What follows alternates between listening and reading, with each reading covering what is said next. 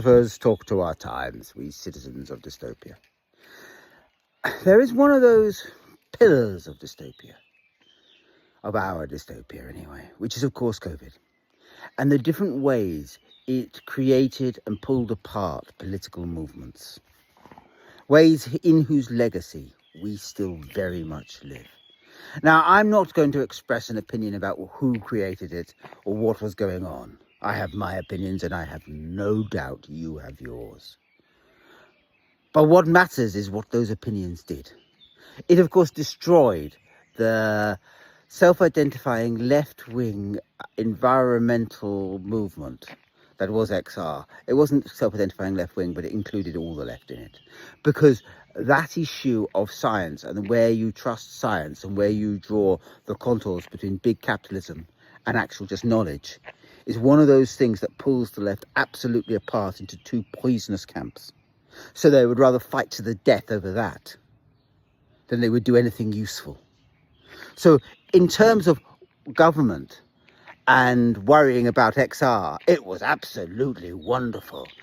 And even more so as vaccines are the very issue that can easily pull apart the left.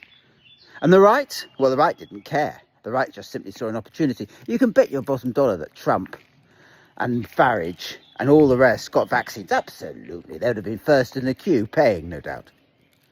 But when their supporters, or those people who they identified as mugs they could identify, on the populist right, I mean the Daily Mail readers of the New Age pages and their ilk, rejected vaccines, they of course started to fish and to stoke and do what they do so well, rabble-rise. And so it allowed that group that would be called, I don't know if they identify as the right, I think they just identify as the nation.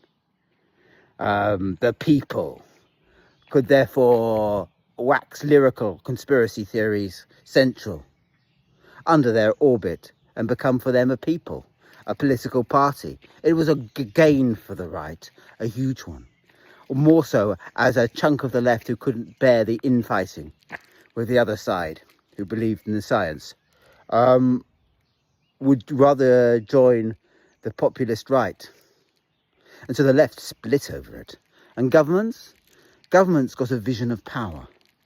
A vision of power that no government should have, of being able to close down a country, monitor a population. I think it's that delusion, that madness lies in the heart of their adoption of Palantir.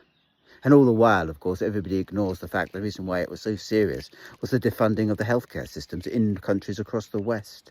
So we all gained the wrong conclusions as well.